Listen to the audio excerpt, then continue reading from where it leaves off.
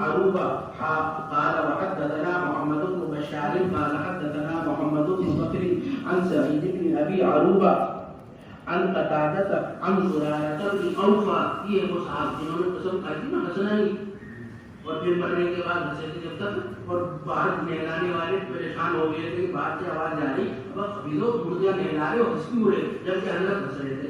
زرارة بن أوفى عن سعد بن هشام عن عائشة عائشہ سے بنی ہے کہ ذکر کیا انہوں نے کہ اللہ کے رسول صلی اللہ علیہ وسلم کہا انہوں نے وہ شخص جو پسند کرے اللہ سے ملنا پسند کرتا ہے اللہ اس سے ملنا وہ شخص جو ناپسند کرے اللہ سے ملنا ناپسند کرتے ہیں اللہ اس سے ملنا. حضور نے یہ بات بتائی تو حضرت عائشہ نے ایک اعتراض کیا بڑا شاندار اعتراض ہے. کہا عائشہ نے بس کہا ہم نے اے اللہ کے رسول ہم میں سے سب ناپسند کرتے ہیں موت کو. یعنی بے شک اللہ تعالیٰ سے ملنا اچھی چیز ہے مگر اللہ تعالیٰ سے ملنے کے لیے آدمی کے اوپر کیا تاری ہوگی موت. اور کوئی کتنا ہی بڑا اللہ والا آدمی ہو وہ موت کو ناپسند کرتا ہے تو اللہ تعالیٰ سے ملنے کا جو ذریعہ ہے وہ ناپسندیدہ ہے تو اللہ سے ملنے کو کوئی کیسے پسند کر سکتا ہے. یہ سوال ہے. کہا نبی نے نہیں ہے ایسا یعنی معاملہ ایسا نہیں. یہ معاملہ کیا ہے لیکن ایمان لانے والا جب خوشخبری دیا جاتا ہے وہ اللہ کی رحمت کے ساتھ اور اللہ کی خوشنودی کے ساتھ اور اللہ کی جنت کے ساتھ تو پسند کرتا ہے وہ اللہ سے ملنے کو اور پسند کرتا ہے اللہ اس سے ملنے کو. مرنے سے پہلے آدمی کو اللہ تعالی اس کا جنت کا ٹھکانہ دکھاتے ہیں. یہ جب فرشتے بتا دیتے ہیں کہ تم جنتی ہے اللہ تعالیٰ تیرے سے راضی ہے مرنے کے بعد اللہ تجھے اپنی رحمت میں رکھے گا تو آگے کا معاملہ جب اچھا ہوتا ہوا نظر آتا ہے تو پھر آدمی کیا سوچتا مر جاؤ آگے تو مزے ہی مزے ہیں تو پھر وہ مرنے کو پسند کرنے لگتا ہے. اور بے شک کافر جب خوشخبری دیا جاتا ہے وہ بطور مشاغلے کی خوشخبری ہے اللہ کے عذاب کی اور اللہ کی ناراضگی کی تو ناپسند کرتا ہے وہ اللہ سے ملنے کو اور ناپسند کرتے ہیں اللہ اس سے ملنے کو. یعنی مرنے والے کے سامنے جب عذاب جہنم کا لے کے آیا جاتا ہے اور کہتے ہیں کہ یہ تیرا مرنے کے بعد ٹھکانہ ہوگا تو کیا سوچے گا میں مرنے کے بعد اس عذاب میں جانے سے اچھا ہے کہ دنیا میں ہی رہوں کم سے کم عذاب سے تو بچا رہوں گا. تو وہ اللہ سے ملنے کو پسند نہیں کرتا تو اللہ بھی اسے ملنے کو پسند نہیں کرتے. قال ابو عیسیٰ ھذا حدیث حسن صحیح. لہذا آدمی ایسی زندگی گزارے کہ آدمی موت کے وقت فکر نہ تاری ہو. باب ما جاء فی من یقتل نفسه لم یصلی علیہ. یہ اس کا باب ہے جو آیا اس شخص کے بارے میں جو قتل کرتا ہے یقتلو ہے مجرور یہ معروف ہے اپنی ذات کو نہیں نماز پڑھی جائے گی اس پر. تمام ائمہ کا اس بات پر اجماع ہے کہ اگر کوئی خودکشی کرنے والے سے خودکشی کر لی تو اس کی جنازے کی نماز پڑھی جائے گی. مستدرک حاکم میں حدیث ہے صلو علی کل بر وفاجر سب کی نماز پڑھنی ہے. اب حدیث دیکھیں. وبه قال حدثنا يوسف بن عيسى قال حدثنا وكيع قال حدثنا إسرائيل وشريك عن سماك بن حرب عن جابر بن سمرة. جابر بن سمرة سے مروی ہے کہ ایک آدمی مار قتل کیا اس نے اپنی ذات کا اس نے خودکشی کر لی بس نہیں نماز پڑھی اس پر نبی صلی اللہ علیہ وسلم نے حضور علیہ السلام نے صحابہ سے کہا میں نماز نہیں پڑھتا تم لوگ پڑھ لو. یہ نسائی کے اندر صراحت ہے یعنی دوسروں کو کہا حضور نے کہ تم پڑھ لو مگر میں نہیں پڑھتا. لہذا فقہاء نے یہ مسئلہ بیان کیا ہے کہ اگر کوئی آدمی خودکشی کرے مثال کے طور پر تو مقتدا شخصیت اس کی جنازے کی نماز میں شریک نہ ہو. تاکہ لوگوں کو خودکشی کرنے کے فعل پر تنبہ ہو کہ میرے خودکشی کرنے کے بعد بھی جو صالحین ہیں وہ میری جماعت کی نماز نہیں پڑھیں گے، میرے لیے استغفار نہیں کریں گے، تو ایسے لوگ پھر اپنی جان خود ہلاکت میں نہیں ڈالیں گے۔ تو حضور علیہ السلام کا خودکشی کرنے والے کی جنازے کی نماز نہ پڑھنا یہ زجرن ہے، مصلحتن ہے، مسئلتن نہیں ہے۔ مسئلتن کے اعتبار سے تو حضور نے دوسروں کو کیا کیا، تم پڑھ لو، مگر حضور نے جو نہیں پڑھی وہ مصلحتن نہیں پڑھی۔ جہاں تک سوال مسئلتن کا ہے، خودکشی کرنے والے کی جنازے کی نماز ہے۔ قال ابو عیسیٰ ھذا حدیث حسن، اور کافی اختلاف کیا علم والوں نے اس مسئلے میں، بس کہا بعض لوگوں نے نماز پڑھی جائے گی ہر اس شخص پر جو نماز پڑھے قبلے کے لیے، جو مسلمان ہو چاہے جیسا اس کی نماز پڑھی جائے گی، اور نفس کے قتل کرنے والے پر خودکشی کرنے والے کی بھی پڑھی جائے گی، اور یہی سفیان ثوری اور اسحاق کا قول ہے۔ اور کہا احمد نے نہیں نماز پڑھے گا امام نفس کے قتل کرنے والے پر، اور نماز پڑھیں گے اس کی امام کے علاوہ، یعنی جو سردار قسم کے لوگ ہیں، محلے کی مسجد کا جو امام ہے، جو مقتدا شخصیت ہے، وہ ایسے شخص کی نماز نہیں پڑھیں گے، عوام پڑھ کر دفن کر دیں گے۔ باب ما جاء فی المدیون، یہ اس کا باب ہے جو آیا مقروض کے سلسلے میں۔ حضور علیہ السلام کا پہلے معمول یہ تھا کہ جب حضور کو کسی جنازے کی نماز پڑھانے کے لیے کہا جاتا تو حضور پوچھتے یہ مرنے والا مقروض ہے؟ لوگ یہ کہتے کہ نہیں مقروض نہیں مرا، تو حضور جنازے کی نماز پڑھا دیتے۔ حضور علیہ السلام نے پوچھا یہ مرنے والا مقروض ہے؟ لوگوں نے کہا ہاں مقروض ہے، تو حضور پوچھتے کیا اس نے اتنا ترکہ چھوڑا کہ جس سے اس کا قرضہ ادا کر دیا جائے؟ تو لوگ بتاتے کہ ہاں اس نے اتنا قرضہ چھوڑا ہے کہ لوگ ادا کر دیں گے اس کا قرضہ، تو حضور جنازے کی نماز پڑھا دیتے۔ حضور پوچھتے کہ مرنے والا مقروض ہے؟ لوگ کہتے کہ ہاں مقروض ہے۔ حضور پھر سوال کرتے کہ کیا اس نے اتنا قرضہ چھوڑا، اتنا ترکہ چھوڑا کہ جس سے قرضہ ادا کر دیا جائے؟ اگر لوگ یہ کہتے کہ نہیں اتنا ترکہ نہیں چھوڑا، تو حضور اس کی نماز جنازے کی نہیں پڑھتے تھے۔ یہاں حضور علیہ السلام مصلحتاً نماز نہیں پڑھ رہے، اس لیے کہ لوگ قرض لینے سے بچیں۔ لیکن بعد میں حضور علیہ السلام جب کوئی جنازے کی نماز پڑھاتے تو پوچھتے تھے کہ مرنے والے کے اوپر قرضہ ہے؟ لوگ بتاتے تھے ہاں قرضہ ہے۔ پھر حضور پوچھتے کہ اس نے ترکے میں بھرپائی چھوڑی؟ تو لوگ کہتے کہ نہ اتنا قرضہ چھوڑا ہی کرتا کہ جس سے قرضے کی ادائیگی ہو۔ تو حضور کہتے کہ میں بیت المال سے دوں گا، اور پھر ہر شخص کی نماز پڑھانے لگے۔ اور جو مقروض مرتے ایسے حال میں کہ ان کا قرضہ ادا ان کے ترکے سے نہیں ہو سکتا، تو ایسے لوگوں پر قرضہ بیت المال سے حضور علیہ السلام ادا کرتے تھے۔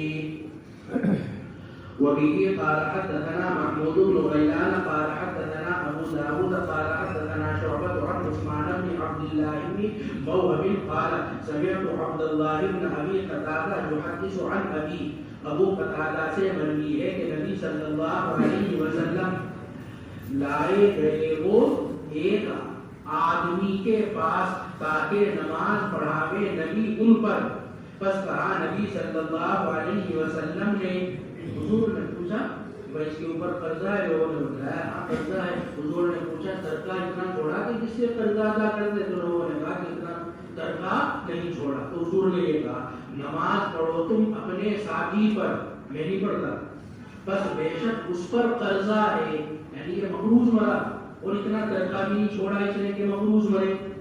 تو جنازے میں شریک ہونے والوں میں راوی حدیث بھی ہے، کہا ابو قتادہ نے قرض مجھ پر ہے، یعنی یا رسول اللہ میں اس کا قرضہ ادا کر دوں گا۔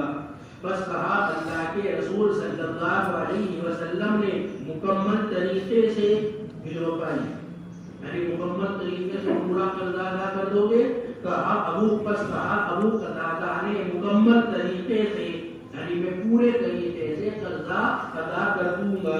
بس نماز پڑھائی نبی نے اس پر. پھر حضور علیہ السلام نے نماز پڑھائی. مقروض مرنا برا نہیں ہے. مقروض ہونے کی حالت میں مرنا بری موت نہیں کہا جاتا. تو حضور علیہ السلام مقروض بنے. حضور کے انتقال کے بعد یہودی کو جو زرہ گروی رکھی گئی وہ قرضہ واپس کر کے زرہ چھوڑوائی گئی. حضرت عمر رضی اللہ تعالیٰ عنہ بڑا قرضہ چھوڑ کر مرے. زبیر بن العوام بھی بڑا قرضہ چھوڑ کر مرے. تو مقروض مرنا بری موت نہیں. آدمی پیچھے ترکے میں اتنا مال چھوڑ رہا ہے کہ جس سے قرضے کی ادائیگی ہو جائے, یا پیچھے ایسے ورثہ چھوڑ رہا ہے جو ہمارے قرضے کو ادا کر دے, تو یہ بری موت نہیں. بری موت یہ ہے کہ آدمی اس حال میں مرے کہ مقروض ہے اور پیچھے ترکہ نہیں ہے کہ جس سے قرض ادا کرے, اور ورثہ بھی نہیں ہے کہ جو قرضے کی ادائیگی کر سکے. ایسی موت بری موت ہے. اور حضور ان لوگوں پر پہلے جنازے کی نماز نہیں پڑھا کرتے تھے. وفي الباب عن جابر وسلمة بن الأكوع وأسماء بنت يزيد قال أبو عيسى حديث أبي قتادة حديث حسن صحيح. وبه قال حدثنا أبو الفضل مكتوم بن العباس قال حدثني عبد الله بن صالح قال حدثني الليث قال حدثني عقيل عن ابن شهاب قال أخبرني أبو سلمة بن عبد الرحمن عن أبي هريرة. ابو ہریرہ سے مروی ہے کہ اللہ کے رسول صلی اللہ علیہ وسلم لائے گئے وہ اس آدمی کے پاس جو وفات دیا گیا. یہ رجوعی کی پہلی صفت ہے المتوفا, یعنی مرے ہوئے آدمی کے پاس. دوسری صفت ہے اس پر قرضہ ہے, یعنی مقروض تھا. پس کہتے ہیں نبی کیا چھوڑا اس نے اپنے قرضے کے لیے بھرپائی کو, یعنی قرضہ چھوڑا جس سے قرضہ ادا کر دیا جائے. بس اگر بیان کیا جاتا کہ چھوڑا اس نے بھرپائی کو تو نماز پڑھاتے نبی اس پر نماز پڑھایا کرتے, ورنہ کہتے نبی مسلمانوں سے نماز پڑھو تم اپنے ساتھی پر. نماز پڑھانے سے منع کر دیا کرتے تھے. بس جب کھول دیے اللہ تعالیٰ نے نبی پر رزق کے دروازے, یعنی بیت المال میں بہت پیسہ آنے لگا تو کھڑے ہوتے نبی. بس کہتے نبی میں مسلمانوں کے سب سے زیادہ قریب ہوں ان کی ذاتوں کے اعتبار سے, یعنی میں مسلمانوں کو سب سے زیادہ نفع پہنچانے والا ہوں. بس وہ شخص جو وفات دیا گیا مسلمانوں میں سے اور چھوڑا اس نے قرضہ تو مجھ پر اس کی بھرپائی ہے, یعنی اس کی قرض کی ادائیگی میں بیت المال سے کروں گا. اور وہ شخص جس نے چھوڑا مال بس وہ اس کے ورثاء کے لیے ہے. بعد میں مسلمانوں کے حالات بھی اچھے ہو گئے لہذا مسلمان بھی قرضہ نہیں لیتے تھے. تو آدمی کو بھی یہی حالت اختیار کرنی چاہیے کہ وہ اس حال میں مرے کہ مقروض نہ ہو. قال ابو عیسیٰ هذا حدیث حسن صحیح. اور تحقیق روایت کیا حدیث کو یحییٰ بن بکیر نے اور متعدد لوگوں نے لیث بن سعد سے. اوپر لیث کے شاگرد ہیں عبداللہ کے مطابق بیان کیے یحییٰ بکیر. باب ما جاء فی عذاب القبر, یہ اس کا باب ہے جو آیا قبر کے عذاب کے سلسلے میں. قبر کے اندر عذاب ہوتا ہے, اس کا تذکرہ قرآن کریم میں بھی آیا اور احادیث متواترہ میں بھی آیا. لہذا قبر کے عذاب کا منکر کافر ہے.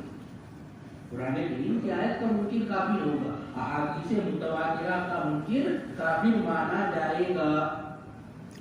سورہ مومن آیت نمبر 46. النار یعرضون علیہا غدوا وعشیا, جہنم پیش کی جاتی ہے فرعونیوں پر صبح و شام. اس آیت میں بتایا گیا ہے کہ عالم قبر میں عالم برزخ میں فرعونیوں کے سامنے جہنم لائی جاتی ہے اور اس کے ذریعے عذاب کیا جاتا ہے۔ اب آپ نے شرح قائد میں پڑھ لیا قبر کا عذاب برحق ہے، یہ ایک مضمون ہے اور سارے اسی مضمون کو بیان کرتے پھرتے ہیں، جبکہ ہمارا اس مضمون سے کوئی تعلق ہے ہی نہیں۔ اس مضمون سے تعلق تو کس کا ہے؟ کافروں کا۔ دوسرا مضمون جو فہم سامع پر چھوڑ دیا گیا، ہمارا تعلق تو اس مضمون سے، اور وہ مضمون کیا ہے؟ قبر کی راحتیں برحق ہے۔ ہمارا اور آپ کا تعلق تو اس مضمون سے ہے کہ قبر کی راحتیں برحق ہے، ہمیں قبر کے عذاب سے کیا لینا دینا؟ لہذا آدھا مضمون فہم سامع پر چھوڑ دیا گیا ہے۔ وہ کیوں چھوڑ دیا گیا؟ وہ اس وجہ سے چھوڑ دیا گیا کہ لوگ قبر کے عذاب کا انکار کرتے ہیں، راحت کا انکار نہیں کرتے، عذاب کا انکار کرتے ہیں۔ تو اللہ تعالیٰ نے قبر کے عذاب کا اثبات کیا اور راحتوں کے اثبات کو فہم سامع پر چھوڑ دیا گیا ہے۔ اور منکرین کے سلسلے میں بے شمار حدیثیں ہیں، احادیث متواترہ میں سے ایک ہے۔ وبه قال حدثنا ابو سلمة يحيى بن ابي البصري قال حدثنا بشر بن المفضل عن عبد الرحمن بن اسحاق عن سعيد بن ابي سعيد المقبوري عن ابي هريرة قال کہا اللہ کے رسول صلی اللہ علیہ وسلم نے، پہلے ترجمہ دیں، جب قبر میں داخل کی جاتی ہے میت، یا کہا تم میں سے کوئی، یعنی المیتہ کا لفظ ہے، المیتو کا لفظ ہے یا احدکم کا لفظ ہے، تو آتے ہیں اس کے پاس ایسے دو فرشتے جو سیاہ ہیں، نیل منہ آنکھوں والے ہیں، یعنی دو فرشتے آتے ہیں جو چہرے کے کالے ہیں اور کبود چشم ہیں، یعنی نیل منہ آنکھیں ہیں، ڈراؤنی۔ کہا جاتا ہے ان میں سے ایک منکر اور دوسرا نکیر، ان کے نام ہیں دو فرشتوں کے۔ بس کہتے ہیں وہ دونوں، کیا کہتے ہیں؟ کیا کہتا ہے تو اس آدمی کے بارے میں؟ حضور علیہ السلام کو دکھایا جاتا ہے اور پھر پوچھا جاتا ہے کہ اس آدمی کے بارے میں کیا خیال ہے؟ بس کہتا ہے میت وہ جو، بس کہتا ہے مرنے والا وہ جو کہتا تھا وہ، یعنی دنیا میں جو اس کا عقیدہ حضور کے بارے میں وہ بولتا ہے۔ مسلمان کیا بولتا ہے؟ وہ اللہ کے بندے ہیں اور اللہ کے رسول ہیں، گواہی دیتا ہوں میں کہ نہیں ہے کوئی معبود اللہ کے علاوہ، اور یہ کہ محمد اللہ کے بندے اور اس کے رسول ہیں۔ بس کہتے ہیں وہ دونوں، کیا کہتے ہیں؟ تحقیق جانتے تھے ہم کہ کہے گا تو یہ، یعنی ہمیں پتا تھا کہ تو یہ جواب دے گا۔ جب فرشتوں کو یہ پتا تھا کہ یہ جواب دے گا تو پھر سوال ہی کیوں کرے؟ اس لیے کہ ضابطے کی کارروائی ضروری ہے، اس لیے کہ اس عالم سے عالم برزخ میں جانے کے لیے 3 سوال کے جواب دینے ہوتے ہیں۔ اگر 3 سوال کے جواب کسی نے صحیح دیے تو عالم برزخ میں نعمتوں کے اندر رکھا جاتا ہے، اور اگر جواب نہیں دیے تو عالم برزخ میں سزا کے اندر رکھا جاتا ہے۔ تو ضابطے کی کارروائی کے اعتبار سے سوال تو ضروری ہے۔ پھر کشادگی کر دی جاتی ہے اس کے لیے اس کی قبر میں 70 گز 70 میں، حقیقی مطلب بھی لے سکتے ہیں، 70 کو 70 سے ضرب دے دینا۔ قرآن و حدیث میں 70 کا لفظ تکبیر کے معنی میں استعمال ہوتا ہے، تو خوب وسیع قبر کر دی جاتی ہے، پھر روشنی کر دی جاتی ہے اس کے لیے قبر میں، پھر کہا جاتا ہے اس سے سو جا تو، بس کہتا ہے وہ لوٹوں گا میں اپنے گھر والوں کی طرف، بس باخبر کروں گا میں ان کو، یعنی میں جب گھر جانا اور گھر والوں کو جا کے بتانا کہ میرے ساتھ اللہ تعالیٰ نے کتنا اچھا سلوک کیا۔ بس کہتے ہیں دونوں فرشتے سو جا تو، اس دلہن کے سونے کی طرح جس کو نہیں بیدار کرتا مگر وہ جو زیادہ محبوب ہے اس کے گھر والوں میں اس کے نزدیک، یعنی جس طرح دلہن شب زفاف کے بعد سو جاتی ہے اور صبح میں اسے اس کا جو سب سے محبوب ہے وہی بیدار کرتا ہے، اور وہ بین السطور میں لکھا ہوا ہے کون ہے؟ شوہر، یعنی بے خبر سو جاؤ یہاں تک کہ دوبارہ زندہ کرے گا اس کو اللہ اس کی اس خوابگاہ سے قیامت کے دن۔ اور اگر مرنے والا دوسرا ہو اور اگر ہوئے مرنے والا منافق تو کہتا ہے وہ، اس سے سوال کیا حضور کو دکھا کہ کون ہے یہ، تو وہ کیا جواب دے رہا؟ سنا میں نے لوگوں کو کہتے تھے وہ، یعنی ان کے بارے میں نے یہ سنا لوگوں کو کہ یہ وہ کہا کرتے تھے لوگ کہ یہ آخری نبی ہے، بس کہا میں نے اس کے ذکر نہیں جانتا تھا میں، یعنی لوگ ان کو رسول کہتے تھے تو میں نے بھی کہہ دیا رسول، سچے دل سے نہیں کہا۔ بس کہتے ہیں دونوں فرشتے تعقیب جانتے تھے ہم کے کہے گا تو یہ، بس کہا جائے گا زمین سے، کیا کہا جائے گا زمین سے؟ مل جا تو اس پر، اللہ کرنا، بس مل جاتی ہے زمین اس پر، جب زمین برزخ کی دونوں مل جاتی ہے اس کے کنارے تو کیا ہو جائے گا؟ بس ادھر ادھر ہو جاتی ہیں اس کی پسلیاں، یعنی ادھر کی پسلیاں ادھر چلی جائیں گی، ادھر کی پسلیاں ادھر چلی جائیں گی، اللہ بس برابر رہتا ہے وہ عذاب میں عذاب دیا ہوا، یہاں تک کہ دوبارہ زندہ کرے گا اس کو اللہ اس کے اس پچھاڑے جانے کی جگہ سے، اس کے لیے یہاں قابلہ ترجمہ کرنے بطور مشاکلے کے مضمون کا لفظ استعمال ہوا۔ وفي الباب عن علي وزيد بن ثابت وابن عباس والبراء بن عازب وابي ايوب وانس وجابر وعائشہ وابي سعيد، اتنے نا وفي الباب میں یہ سب کے سب روایت کیا انہوں نے نبی صلی اللہ علیہ وسلم سے قبر کے عذاب کے سلسلے میں، یعنی یہ سارے کے سارے قبر کا عذاب بیان کرتے ہیں۔ اب چند باتیں، قبر کے اندر کافروں سے سوال جواب ہوگا یا نہیں؟ کچھ علماء فرماتے ہیں کہ کافروں سے سوال جواب نہیں ہوتا، مرتے ہی شکایت شروع، اس لیے کہ سوال جواب کے بارے میں پہلے ہی سے معلوم ہے کہ یہ کیا جواب دیں گے، تو سوال کرنے کا کوئی فائدہ نہیں۔ اکثر علماء یہ فرماتے ہیں کہ نہیں، اس برزخ اس عالم سے عالم برزخ میں منتقل ہونے کے لیے 3 سوال کا جواب دینا ہے، چاہے مثبت جواب دو چاہے منفی جواب دو، یہ لازمی ہے اس عالم میں داخل ہونے کے لیے۔ اگر آپ نے مثبت جواب دیا تو عالم برزخ میں نعمتوں میں رہو گے، اور اگر منفی جواب دیا لا ادری کہا تو پھر عذاب کے اندر مبتلا کیے جاؤ گے۔ تو سوال سب سے ہونا ہے، رہا سوال یہ کہ کافر سے سوال کرنے کا فائدہ کیا ہوگا، کوئی بھی فائدہ نہیں ہوگا، اس کے بارے میں تو پہلے سے معلوم ہے بچوں کو، تو سوال کرنے کا مقصد کبھی کبھار حسرت دلانا بھی ہوتا ہے۔ دوسری بات، 2 فرشتے آئے، ایک کا نام ہے منکر، اس میں مفعول، اور دوسرا ہے نکیر، صفت کا صیغہ بھی اس میں مفعول کے معنی میں۔ منکر کہا جاتا ہے وہ چیز جس کو دیکھ کر آدمی پریشان ہو جائے، وہ منکر۔ شاہ ولی اللہ نے حجت اللہ کاریمہ میں یہ بیان کیا، یہ اعلیٰ مضمون بیان کیا گیا حدیث میں۔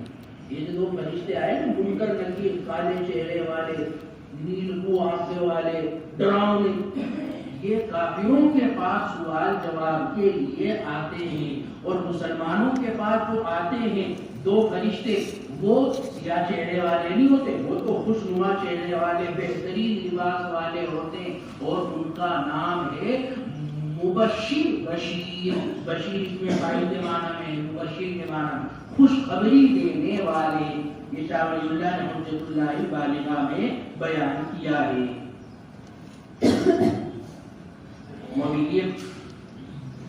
قال ابو عيسى حديث ابي هريره حديث حسن غريب وبه قال حدثنا عناد قال حدثنا عبدة عن عبيد الله عن نافع عن ابن عمر قال کہا اللہ کے رسول صلی اللہ علیہ وسلم نے جب مر جاوے مرنے والا تو پیش کیا جاتا ہے اس پر اس کے ٹھہرنے کی جگہ کو.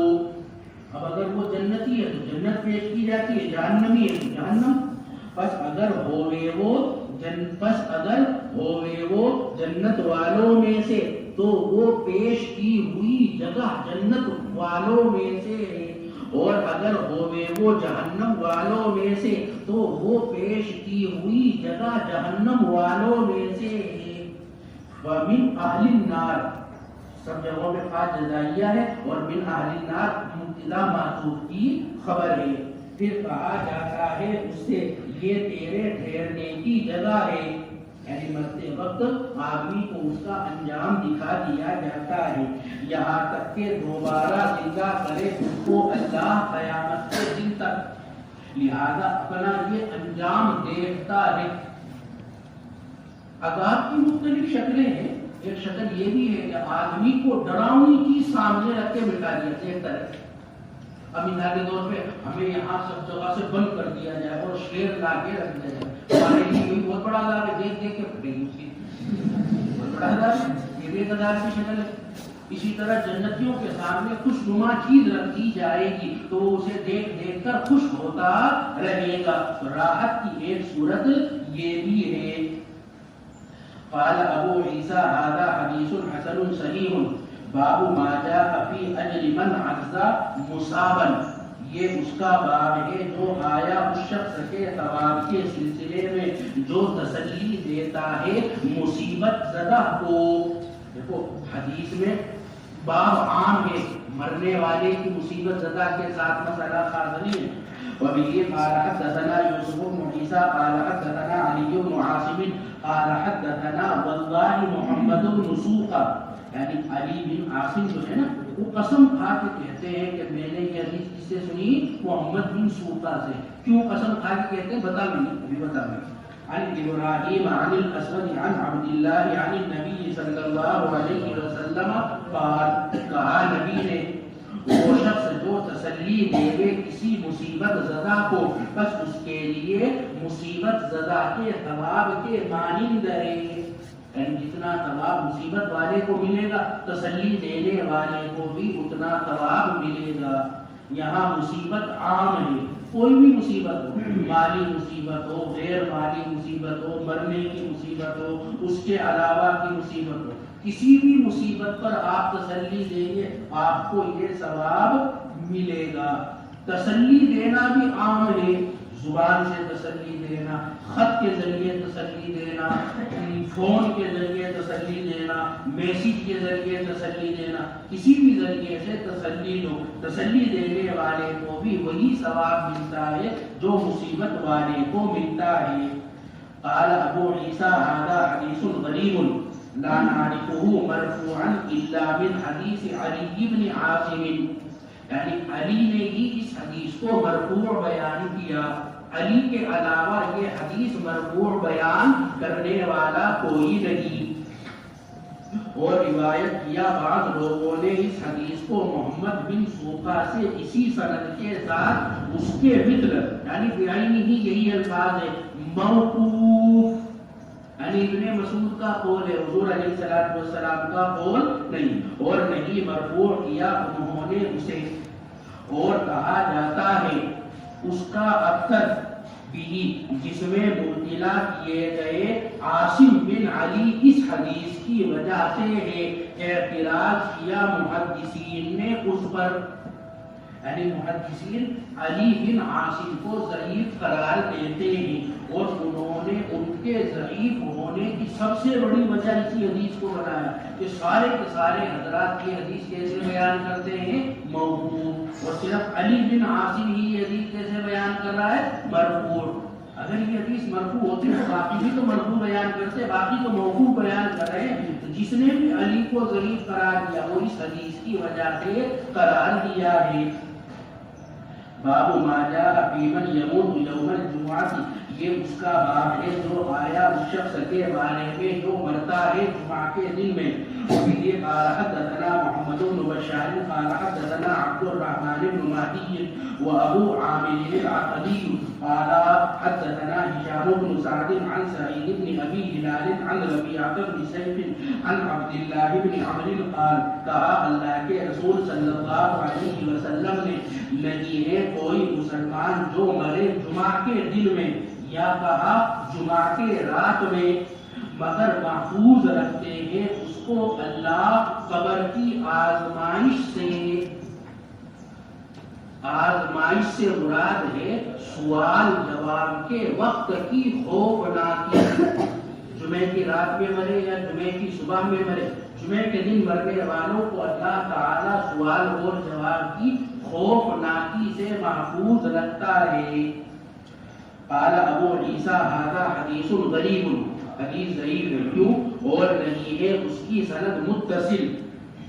ربیعہ بن سیف بے شک روایت کر رہے ہیں وہ ابو عبد الرحمن الحبلی سے، وہ عبداللہ بن عمرو سے، یعنی عام طور پر ربیعہ ساری کی ساری حدیثیں عبداللہ بن عمرو سے روایت کرتے ہیں تو درمیان میں کس کا واسطہ آتا ہے؟ ابو عبد الرحمن کا، مگر اس حدیث میں انہوں نے واسطہ بیان نہیں کیا، جبکہ ان کا عبداللہ سے سما اور لقاء نہیں، اور نہیں پہچانتے ہم ربیعہ بن سیف کے لیے سننا عبداللہ بن عمرو سے ہی، لہذا اوپر حدیث میں انہوں نے ڈائریکٹ عبداللہ سے حدیث بیان کی ہے، ان کا تو سما اور لقاء ہے ہی نہیں، لہذا حدیث منقطع مرسل ہے۔ اور علامہ انور شاہ کشمیری رحمہ اللہ نے فرمایا کہ جمعے کے دن کے اندر مرنے کے سلسلے میں جتنی حدیثیں سب کی سب ضعیف ہیں۔ باب ما جاء فی تعجیل الجنازہ، یہ اس کا باب ہے جو آیا جنازے کے جلدی کرنے کے سلسلے میں۔ وبه قال حدثنا قتيبة قال حدثنا عبد الله بن وهب عن سعيد بن عبد الله الجهني عن محمد بن عمر بن علي بن ابي طالب عن ابيه عن علي بن ابي طالب، ابو علی سے مروی ہے کہ اللہ کے رسول صلی اللہ علیہ وسلم کہا انہوں نے علی سے، اے علی تین چیزیں نہیں مؤخر کرے گا تو ان کو، نماز جب آوے ہو اور جنازہ جب حاضر ہوئے ہو اور غیر شادی شدہ، چاہے رڈوا ہو یا چاہے کوئی اور ہو، اور غیر شادی شدہ جب پایا جائے اس کے لیے جوڑا فوراً شادی کا۔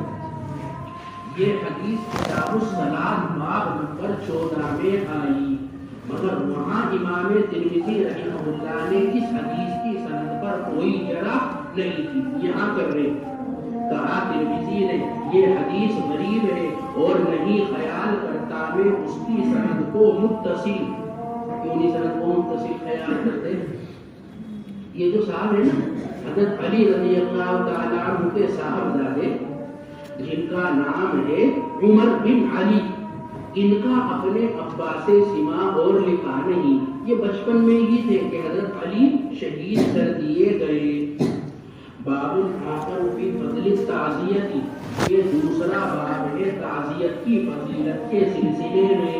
ایک باب بھی پڑھا نہیں پیچھے ابھی بھی کہ آپ اگر کسی مصیبت زدہ کو تسلی دو گے تو آپ کو اس کے ثواب کے بقدر ملے گا۔ ایک اور فضیلت کا باب دیکھیں۔ وبه قال حدثنا محمد بن عاتب المؤدب قال حدثنا يونس بن محمد قال حدثتنا ام الاسود، یہ مجهولہ ہے، عن منینہ ابنت عبید بن ابی برزہ، یہ منینہ بھی مجهولہ ہے، ان دونوں کی وجہ سے حدیث ضعیف ہے۔ عن جدها ابی برزہ قال، کہا اللہ کے رسول صلی اللہ علیہ وسلم نے وہ شخص جو تسلی دے بچہ گم کرنے والی عورت کو، وہاں مصابن کا لفظ ہے، وہاں عام لفظ ہے، یہاں خاص لفظ ہے۔ بچہ گم کرنے والی عورت کا مطلب ہے جس عورت کا انتقال ہو گیا، وہ شخص جو تسلی دے بچہ گم کرنے والی عورت کو، اڑائی جائے گی وہ چادر، اڑایا جائے گا وہ چادر جنت میں، اڑایا جائے گا وہ چادر جنت میں۔ یعنی ایک خاتون ہے جس کے بچے کا انتقال ہو گیا تو اس کو آپ تسلی کے کلمات کہہ دیں، تو تسلی کے کلمات کہنے کی وجہ سے آپ کو کیا ملے گا؟ جنت میں آپ کو چادر اڑائی جائے گی۔ اس کا ایک مطلب تو یہ ہوا کہ جنت میں جانا یقین، جبھی تو چادر اڑائی جائے گی، یہ تھوڑی کہ جہنم میں سے بلا کے چادر اڑا کے بھی جہنم میں دھکا دے دیا، نہیں، جنت میں جانا یقینی ہو گیا۔ چادر اڑانا یہ ہے اعزاز کرنا، اور یہ اعزاز کرنے کا طریقہ آج بھی ہے، بڑے لوگوں میں ہوتا ہی ہے۔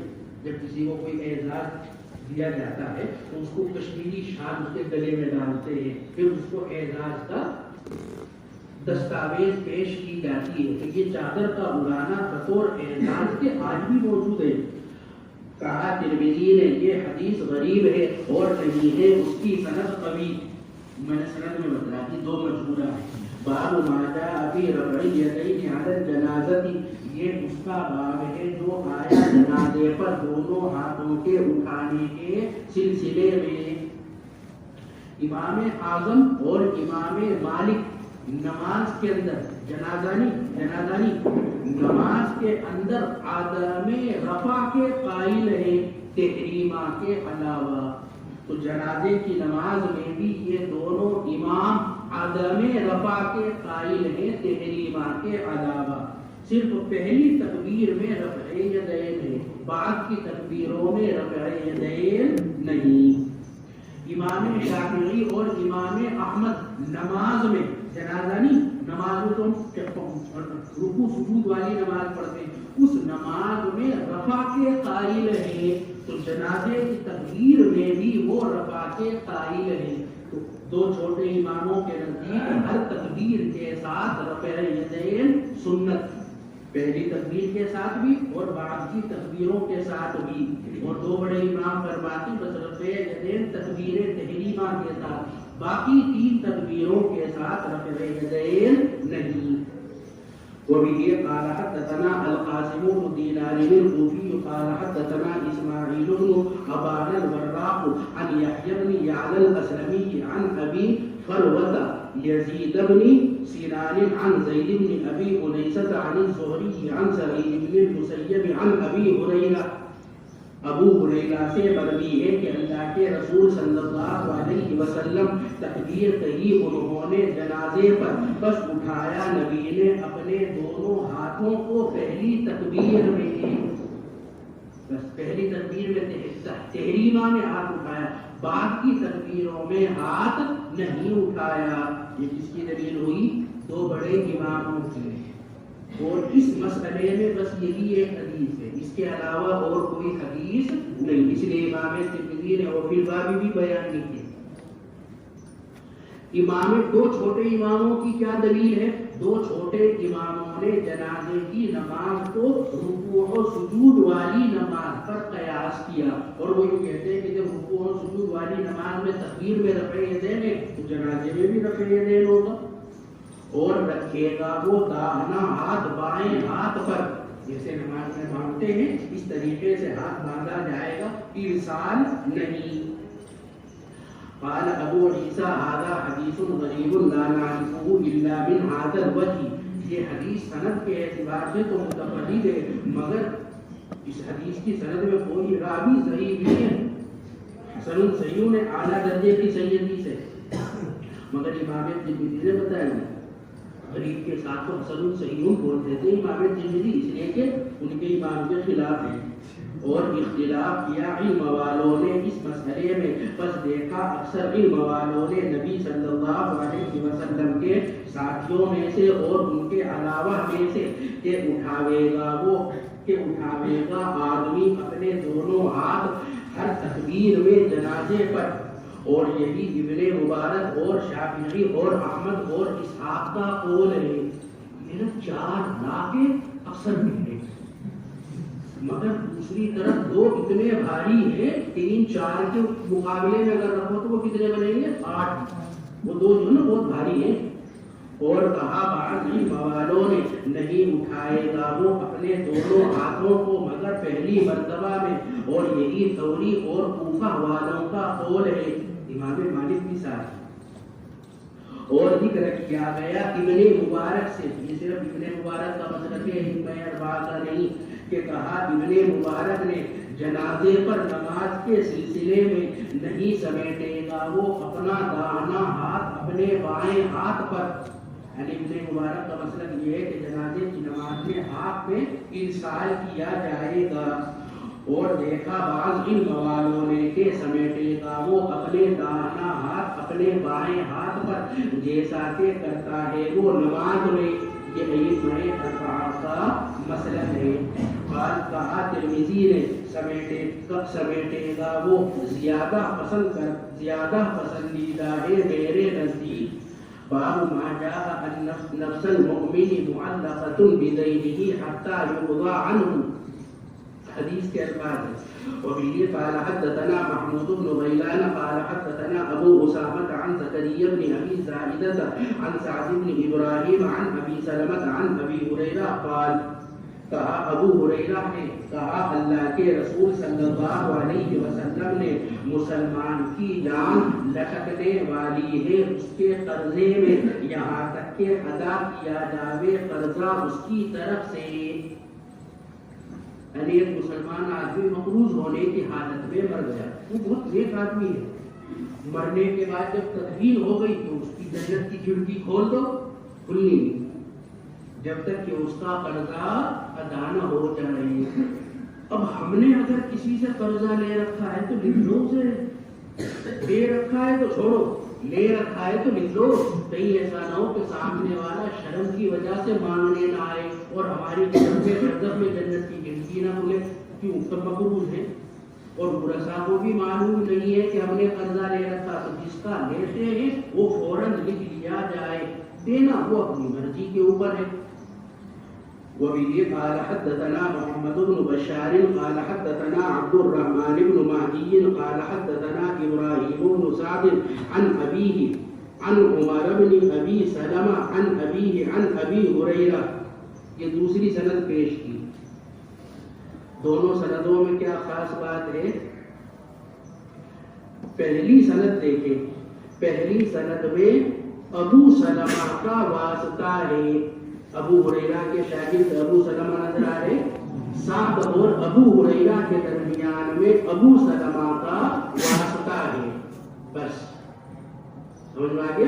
اور دوسری سند میں دیکھیں، دوسری سند میں عمر بن ابی سلمہ اور ابو ہریرہ کے درمیان میں ان ابی کا واسطہ ہے،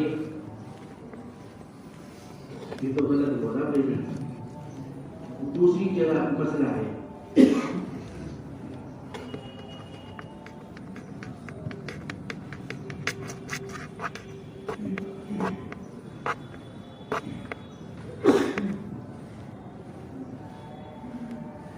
دوسری سند میں دیکھیں، ابراہیم بن سعد اور عمر بن ابی سلمہ کے درمیان میں ان ابی کا واسطہ ہے، نظر آیا، اور ابی سے کیا مراد ہے؟ سعد، اور اوپر والی سند میں سعد اور ابو سلمہ کے درمیان میں ان ابی کا واسطہ نہیں ہے، یہ فرق ہے۔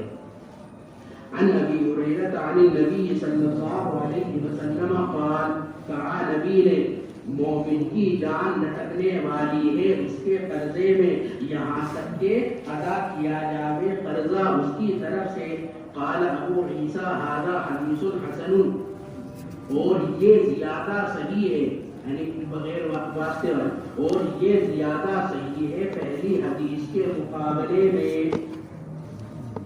اللہ ایسی تیزی ختم ہو گئی بھائی،